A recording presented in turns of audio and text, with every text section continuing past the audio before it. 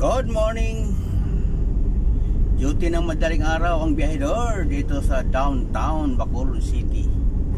Maulan, bagyo daw eh.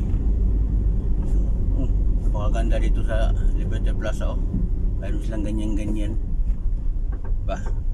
Parang building. Ano pala yan? Atik-atik.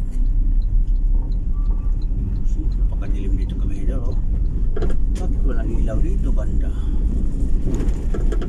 Kita nyo naman ang dilim. Grabe naman.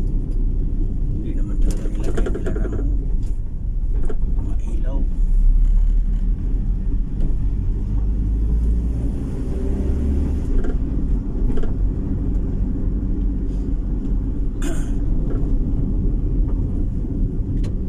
Sana ngayong Pasko aalala mo pa rin ako. So ito na nga kabaydol, napakadilim dito sa Bacolod. Karamihan kasi burnout. Kaya ito nangyari.